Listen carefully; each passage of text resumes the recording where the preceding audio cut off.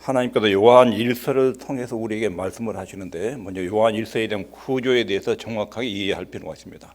5장 19절에 너희는 하나님께 속해 있고 세상은 악한 자 안에 속해 있다. 그 요한이 이 말을 할 때는 AD 85년쯤에 요한 1, 2, 3서가 기록이 됐습니다. AD 65년에 노만 네로 황제가 기독교인을 엄청나게 학살을 했습니다. 그리고 그 이후에 황제들도 기독교를 보기만 하면 잡아 죽이려는 그런 황제들이 약 200년 이상 동안 지속됐습니다. 요새로 말하면 북한 같은 사회에 있습니다. 예수님 이상에 발각되면 살 수 없는 그런 나라에 있습니다. 그런 때에 세상은 악한 자의 지배 아래 있다. 그러면 악한 세상 속에도 하나님의 자녀들이 살고 있는데 세상은 등지거나 외면하지도 않고, 그래도 세상과 동화되지도 않고, 세상 속에서 살면서 악을 지배하고 이기는 이런 세상 속의 그리스도인의 모습을 말합니다. 그런데 그 악을 이기는 힘이 뭐냐면 기쁨이란 거예요. 기쁨. 속에서 일어나는 강력한 기쁨이 모든 유형의 세상의 변동, 그리고 핍박, 그리고 변화무쌍한 세상을 극복할 수 있는 힘이 된다는 거예요. 근데 그 기쁨의 출처가 어디냐면 첫 번째가 하나님과의 교제입니다. 내가 여러분들에게 예수 그리스도를 전합니다. 전한 것은 여러분과 우리 사이에 사귐이 있게, 우리의 사귐은 하나님과 예수 그리스도 안에서 교제, 하나님 아버지와 예수 그리스도 안에서 교제에서 기쁨이 나옵니다. 또 하나는 영생에 대한 확신, 우리의 기쁨은 하나님과 교제, 내가 하나님의 아들, 딸로 신분이 바뀌었고 나는 죽으면 천국 간다, 나는 하나님께 소속된 사람이다, 영생에 대한 확신이 기쁨의 출처입니다. 그런데 이 기쁨을 방해하는 요소가 있습니다. 그 첫 번째 요소가 죄입니다. 죄. 이 죄를 처리해야 기쁨을 유지할 수 있습니다. 죄를 처리하는 방법은 예수님이 십자가 피 앞에 가서 용서를 구하는 것입니다. 예수님이 십자가 피 앞에 가서 나는 죄인이 맞습니다. 네, 누구든지 죄 없다고 하면 하나님을 거짓말하는 자로 만든다. 나는 하나님 앞에 죄인입니다. 나는 용서가 필요합니다. 예수님 십자가의 피가 필요합니다. 이게 죄를 처리하는 방식입니다. 이 죄가 하나님과의 나의 기쁨을 막고 있는 이것을 그렇게 회개함으로, 예수의 십자가의 피 앞에서 회개함으로 처리해야 됩니다. 두 번째는 형제 사랑의 결핍. 사랑 관계에 갈등이 생기면 기쁨이 사라집니다. 가족 관계 안에서, 성도와 성도의 관계 안에서 사람과 사람 사이에 갈등이 발생하면 하나님으로부터는 기쁨이 중단됩니다. 그런데 이 문제를 풀려면 용서해 주기도 하고 용서를 구하기도 하고, 이 방법으로 사람 관계 문제를 풀어야 하나님이 우리에게 주신 기쁨이 유지됩니다. 또 하나는 한 가지 빠졌는데 세상에 대한 사랑. 하나님의 뜻과 그분의 영광에는 무관심하고 먹고 마시고 즐기고 인간의 욕망 속에서 행복을 찾는 이런 유형의 세상에 대한 사랑입니다. 세상에 집착하면 하늘로부터는 기쁨이 차단됩니다.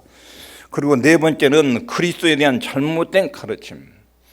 예수님이 신성과 인성, 예수님은 하나님이고 완전한 인간이시다, 우리 죄를 속량하기 위해서 십자가에 죽으신 분이다, 이렇게 믿는 그리스도에 대한 신앙이 결핍이 되면, 잘못된 가르침을 받으면 기쁨을 상실합니다. 오늘 본문에서는 기쁨의 생활을 위해서 지속적으로 실현할 것을 두 번째 단락에서 4장 1절부터 5장 9절까지 쭉 말씀하시는데, 이 내용을 보겠습니다. 먼저 기쁨을 지속적으로 유지 관리하려면 1절부터 6절까지, 4장 1절부터 6절까지는 영들을 확인해라. 영들을. 여기 있겠습니다. 시작. 사랑하는 자들아, 영들을 다 믿지 말고 오직 영들이 하나님께 속하였나 시험하라. 많은 거짓 선지자가 세상에 나왔습니다. 영들, 원문에는 프리마티 이런 말을 썼는데, 영들, 이 말은 미혹의 영과 진리의 영, 이 두 가지 영이 사람들 속에 작용한다는 거예요. 이 미혹의 영과 잘못된 영과 거짓된 영, 진리 영이 속에 작용하는 하나는 성령 하나님, 악령 마귀, 이 둘이 속에 사람 속에 작용하는데, 교회에 파고드는 가짜 교사들, 이 많은 거짓 선지자 말은 거짓 가르침, 거짓 교훈을 베푸는 사람입니다. 성령의 역사라고 하면서 교회에서 가르치는 거예요. 거짓 선지자가, 거짓 영이 가르치는데 이것을 시험해라. 여기 기준을 가지고 테스트를 해봐라. 저 사람의 가르침이 진짜냐 가짜냐, 성령의 역사냐 마귀 역사냐, 가르침을 어떻게 시험하라는 게 기준을 가지고. 근데 그 기준을 요한 1서 4장에서는 어떻게 제시하냐면, 예수 그리스도께서 육체로 오신 것을 부인하는 영보다 가짜다. 예수님이 육체로 오셨고 하나님이 사람 몸을 입고 오셨다 이렇게 전하면 그건 성령의 역사고, 예수님이 오셨는데 환상으로 환영으로 나타나고 육체가 아니라 이런 모습으로 오셨다 이렇게 가르치는 사람은 전부 다 가짜다, 이렇게 분별하라는 거예요. 기준을 가지고 영들을 테스트하라는 것입니다. 이 말이 무슨 말이냐면, 이단에 속으면 하늘로부터는 기쁨을 누리지 못합니다. 이단 세력은 절대로 핍박을 이겨내지 못합니다. 하나님으로부터는 진정한 기쁨과 진리로부터는 행복을 이단 세력은 맛보지 못합니다. 거대 영에 속으면 기쁨이 상실됩니다. 참 기쁨이 사라집니다. 그러면 핍박과 고통과 어려움을 극복이 되지 못합니다. 두 번째 본문에서 흐름에서 말하는 것은 하나님의 사랑 안에서 거해라. 4장 7절부터 21절까지 쭉 이야기합니다. 하나님의 사랑 안에 거하는 삶, 우리의 모든 행동의 동력은 하나님의 은혜와 사랑을 느끼는 데서 나옵니다. 예수님 안에서 내가 용서받은 큰 은혜와 사랑, 이것이 모든 종교 활동의 원천, 힘의 원천이 되는 것입니다. 그 하나님의 사랑 안에서 행하고 그 사랑을 실천하는 것, 이것이 기쁨을 위해서 반드시 필요한 두 번째 요소입니다. 세 번째는 5장 1절부터 4절까지 하나님의 계명을 지키면서 세상을 극복해라. 하나님의 계명을 지키면서 그렇게 살면 세상을 얼마나 이겨낸다. 세상이 아무리 혼탁스럽고 공격적이어도 하나님의 말씀을 지키며 순종하며 살면 전부 다 이겨낼 수 있다는 것을 말합니다. 그리고 5장 5절부터 9절까지는 예수님에 대한 올바른 지식을 소유해야 된다. 예수님과의 바른 관계를 맺으려면 예수님이 하나님이시고 인간이시고 그분의 인격과 사역에 대한 분명한 이해를 갖고 믿어야 된다. 그래야 하늘로부터는 기쁨을 누린다는 것입니다. 이 네 가지 요소를 잘 지키면 그 다음에 결과에 대해서 10절부터 21절까지 5장 10절부터 20절까지 말합니다. 지킬 때 어떤 결과들이 맺히는가. 첫 번째 있습니다. 시작. 하나님의 자녀라는 확신. 여기 5장 10절에 보면 하나님의 아들을 믿는 자가 자기 안에 증거가 있고 하나님을 믿지 아니하는 자는 하나님을 거짓말하는 자로 만드나니 이는 하나님께서 그 아들에 관하여 증거하신 증거를 믿지 아니하였습니다. 하나님의 자녀라는 확신이 우리에게 기쁨이 있습니다. 내가 교회에 다니는데 하나님 내가 구원받았는지 구원받지 못했는지, 내가 하나님의 자녀인지 아닌지, 이게 불분명하면 하나님으로부터는 기쁨이 속에다 생성이 안 됩니다. 나는 예수님의 십자가의 피로 구원받은 하나님의 아들과 딸이다. 하나님이 나를 그분의 생명책에다 내 이름을 기록해 놓으셨다. 나는 틀림없는 하나님 아버지의 아들이다, 딸이다. 이것이 우리에게 큰 기쁨의 원천이 됩니다. 두 번째, 이 앞선 네 가지를 지키면 기도 응답에 대한 확신이 있습니다. 읽겠습니다. 시작. 그를 향하여 우리의 가진 바 담대한 것은 이것이니 그의 뜻대로 무엇을 구하면 들으심이라. 하나님의 아들, 딸이다. 그리고 하나님이 내 아버지잖아요. 그럼 나는 그분의 아들이에요. 여러분, 자녀들이 부모에게 뭔가를 정상적으로 요구하면 부모가 능력 있는 동안 온 힘을 다해도 도와줍니다. 하나님 아버지는 그보다 훨씬 좋으신 아버지입니다. 하나님 아버지가 내 아버지고 내가 그분의 아들, 딸이라는 자녀 확증이 생기면 그게 따라오는 부수적인 열매가 내가 기도하면 그분은 반드시 들으신다. 그리고 내게 최고로 좋은 것으로 주신다. 그리고 응답의 확신이 생깁니다. 그리고 세 번째 축복은 세상과 죄에 대하여 승리하는 정복자가 됩니다.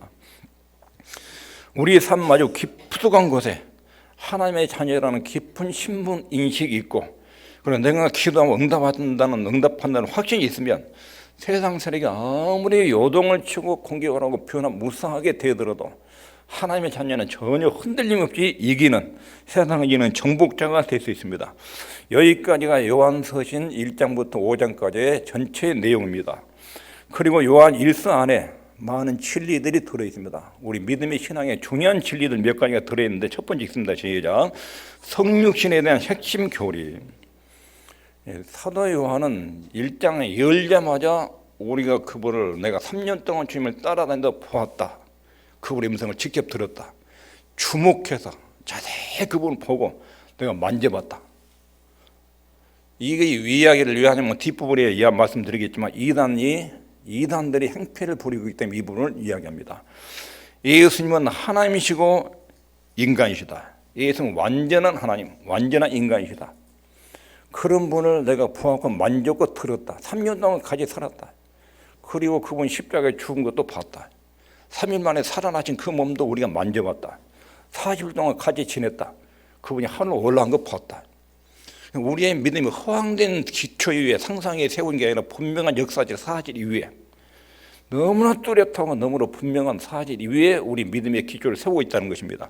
성육신에 대한 핵심 교리, 이게 우리 믿음에도 굉장히 중요한 진리입니다.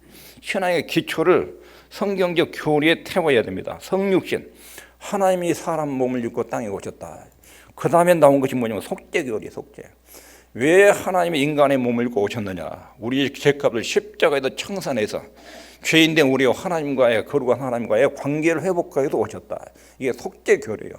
성경 어디서나 이것이 나오지만 요한일서에도 이 속죄 교리, 믿음의 중요한 교리를 말합니다. 세 번째는 중생. 누구든지 그 예수 그리스도를 영접하고 믿으면 하나님이 그 사람을 자기 아들로 딸로 받아주신다. 거듭난다. 거듭난다. 하나님의 생명을 얻게 된다는 것입니다. 중생. 거듭난 사람은 그 다음에 자랍니다. 영생이 우리 속에 있고 하나님의 생명이 있는 사람은 반드시 영적으로 성장합니다. 그 영적인 성장이 형제의 사랑으로 나타난 거예요.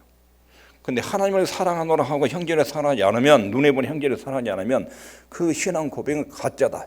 영생을 가진 사람은 반드시 성화, 주님을 닮아가고 주님의 인격적인 변화가 일어난다는 것입니다. 그리고 중요한 내용은 그런데도 불구하고 죄악과 마귀가 우리를 도전한다. 방해를 놓고 있다. 죄악이 무엇인지, 마귀의 세력이 어떤 세력인지를 설명합니다. 그리고 죄악과 마귀를 마지막 예수님의 재림 때 끝장을 낸다. 이게 요한 1서에 굉장히 중요한 성경적 진리들이 들어있습니다. 이것이 우리의 믿음의 굉장히 중요한 구성 요소입니다. 뭘 믿습니까? 믿음의 내용이 내 속에 잘 갖춰져 있고, 이 신앙적 진리의 뿌리를 두고 믿음이 굳게 서야 됩니다. 신앙이 굳게 선다는 것은 이런 진리 체계가 내 속에다 아주 잘 정립되어 있어서 예수 그리스도의 인격과 사역에 대한 내용이 내 마음속에 잘 정리돼서 믿고 있는 것, 이것이 믿음에 굳게 서서 세상을 대항하고 이기는 것입니다. 이런 내용을 믿으면 거기서부터 생명의 즐거움이, 기쁨이 나오고, 그 기쁨이 세상의 변화무쌍한 죄와 도전을 이겨내는 능력으로 나타나는 것입니다. 그리고 요한일서를 이해하는 데 가장 중요한 이단이 있습니다. 영지주의. AD 85년경에 지금 요한 1, 2, 3서가 기록이 됐습니다. 이 서신을 기록한 목적은 성도들을 든든히 세우고 믿음을 세우기 위해서, 성도들이 신앙에 흔들리지 않기 위해서. 왜냐하면 로마라는 국가 권력이 기독교들을 사정없이 죽이고 핍박을 한다고요. 그러니까 성도들이 추풍낙엽처럼 떨어져요. 가짜 신자는 다 떨어져요. 목숨을 걸고 하나님 믿는 사람만 살아남아요. 이 성도들이 신앙을 굳게 세우기 위해서 요한일서를 기록을 했습니다. 그리고 당시 성도들이 교회를 위협하는 내부에 있는 이단들, 그 이단 중에 영지주의라는 이단이 있었습니다.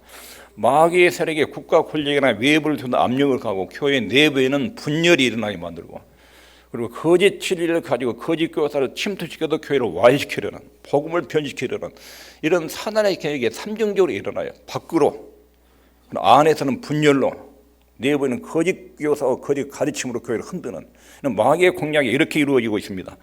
그래서 사도 요한은 교회를 위협하는 이단 사상에 대해서 경고하고 교회와 성도를 보호하기 위해서 요한 1, 2, 3서를 기록을 했습니다. 이단 사상이나 교리는 1세기 말 이전부터 훨씬 전부터 있었습니다. 여기에 나온 요한 1서 이면에는 영주주의라는 이단이 있습니다. 이게 철학 더하기 신비주의 두 가지가 합쳐서 만들어진 사상입니다. 그리고 그 시대에 많은 사람들이 거기에 유혹이 됐습니다. 교회를 다닌 사람들이 많이 이단 사상에 많이 빠져들어갔습니다. 이 영치, 이 말은 영적인 지식이라는 뜻이에요. 영적 지식. 우리는 특별한 영적인 지식을 가지고 있다. 교회 안에서 이단에 빠진 사람들, 우리는 남들이 모르는 특별한 비밀한 영적인 지식을 가진 집단이다. 이게 영지주의예요. 근원이 서로 영지주의. 이 사람들은 계시를 통해서, 하나님으로부터 신비한 계시를 통해서 자기들만 신비로운 내용을 깨닫고 있다는 거예요. 다른 사람들이 모르는, 일반인들이 모르는 신비한 지식을 우리만 가지고 있다. 영지주의에 대해서 요한 1서에도 말하지만 골로새 2장 한 장 전체가 영지주의에서 발생하는 금욕주의, 이 문제에 대해서 사도 바울이 아주 비판을 합니다. 그리고 에베소서에도 영주주의 이단이 있어서 거기 서신에도 나타납니다. 이런 이단이 요한일서 배경에 있습니다. 영주주의 이단, 첫 번째 이 사람들이 어떻게 다르냐? 예수님의 성육신을 부인합니다. 예수님의 땅에 진짜로 육체를 입고 오신 것이 아니다. 예수님 오셨는데 환영, 손에 안 잡히는 환상의 모습으로 세상에 나타나셨지 예수님 육체를 가지고 나타난 것인 거 아니다. 영주주의자들이 주장했습니다. 그들에 의하면 말씀이 육신이 된 것이 아니라 하나님이 사람 눈에 보이는 모습으로 오셨지만 육체가 아니라 눈에 보이는 환상 형태로 사람들이 보여줬다. 이게 그 당시 영주주의의 주장입니다. 그래서 지금 사도 요한이 뭐라고 했어? 1장 2절부터 내가 그분을 보았다, 들었다, 만졌다. 3년 동안 같이 따라는 만지고 다녔다. 뭔 소리 하고 있느냐? 1장 1절부터 인사도 없이 바로 그 부분을 이야기하는 것은 이런 영주주의 이단의 그 당시 교인들이 많이 현혹됐기 때문에 그렇습니다. 그리고 골로새 2장 9절에도 그 안에는 즉 예수님 안에는 신성의 모든 충만이 육체로 거하시고 골로새 2장에서도 하나님의 신비로운 능력과 권능이 육체 안에 들어있었다. 육체로. 예수님 육체로 오신 주님에 대해서 또렷하게 말하지요. 요한일서 1장 1절부터 3절에서도 보았고 들었고 만졌다. 이것을 몇 번이나 반복을 합니다. 그것은 요한서신을 받는 사람들이 영주주의 이단에 많이 빠졌기 때문에 이렇게 지금 강조하고 있습니다. 영주주의를 이해해야 요한일서가 제대로 이해됩니다. 두 번째로는 이 사람들이 믿는 것은 예수님의 신성과 인성을 부인합니다. 예수님은 완전한 하나님, 완전한 인간. 이것을 믿으십니까? 근데 이 당시 영주주의 이단이 이건 안 믿었습니다. 어떻게 안 믿었냐면 예수는 인간, 순수한 인간이 하나님이 아니고 그리고 예수님이 세례 받을 때 하늘로부터 성령이 임하시죠. 그때 세례 받을 때 그리스도가 왔다는 거예요. 예수는 100% 인간이고 하나님이 아니에요. 그냥 똑같은 인간의 출생 방법으로 태어났어요. 예수는 완전한 육체의 인간이에요. 그런데 그리스도라는 신성, 성자 하나님이 그리스도라는 신성이 육체적인 인간 안에 들어왔다는 거예요. 언제? 세례 받을 때. 그래가지고 예수님이 육체 평범한 인간인데 신성이 그리스도가 들어와서 인간이 이제 하나님이 됐다. 그리고 예수님 십자가에 죽을 때 그리스도는 떠나셨다. 십자가에 죽을 때는 순수한 인간 예수만 죽었다. 예수 그리스도는 출생부터 하나님이 사람 몸을 입고 오셨어요. 그냥 인간 육체로 있다가 세례 받을 때 그리스도라는 신성이 와가지고 그래가지고 하나님이 됐다. 이렇게 말하면 이게 영주주의 1세기에 있었던 이단 영주주의 이단이에요. 이런 주장이 영주주의 1세기에 있었습니다. 그래서 예수님의 신성과 인성을 이렇게 부정했습니다. 그 다음에 요거 또 하나는 물질에 대한 왜곡된 가르침. 물질은 근본적으로 악하다. 눈에 보이는 건 악하다. 눈에 보이지 않는 것은 선하다. 이건 플라톤 철학에서 나온 것이 교회 안에 들어온 것입니다. 이 세상을 하나님 만드신 게 아니라는 거예요. 어떻게 하나님 물질 악한 것을 만드냐? 그러면 세상이 어떻게 생겼느냐 질문이 나오죠. 그럼 하나님 안 만들었으면 세상이 어떻게 생겼느냐? 유출설이라고. 하나님으로부터 뭔가 발산된 것이다. 하나님의 창조한 것이 아니라 어디서 뭔가 발산돼서 발생한 것이다. 이게 유출설이에요. 그런데 여기서 두 가지 폐단이 생깁니다. 우리 몸이 뭘로 만들어졌죠? 물질로 만들어져. 물질로. 그러면 육체는 악한 것이 돼요. 그리고 육체 속에 영혼이 있지요. 눈에 안 보이는 영혼은 선한 거예요. 그래서 이게 복잡한 이론이 나옵니다. 우리 육체라는 감옥 속에 영혼이 갇혀 있다. 그러면 육체 속에 갇혀있는 영혼이 해방을 얻어야 하는데 어떻게 해방을 얻느냐? 육체의 이놈을 사정없이 학대를 해야 돼요. 고형을 해야 돼요. 고형이 가해질수록 내 속에서 영혼이 자유로워진다. 이게 나온 게 금육주의예요. 금육주의. 골로새 2단에 그래도 결혼하지 말아라. 식물을 폐하라. 여기 전부 다 영주주의 2단, 금육주의 2단에 대해서 말하고 있는 거예요. 몸을 학대하는 금육주의, 물질이 악하다고 여기니까. 또 하나 이거 정반대로 방임주의. 몸과 영혼은 따로따로 있다. 어차피 우리 고기 덩어리 육체는 죄 짓고 망한다. 그런데 영혼은 구원받는다. 영혼은 어떻게든지 구원받으니까 육체는 마음대로 놀려놔도 괜찮다. 아니요, 방탕주의를 만들어요.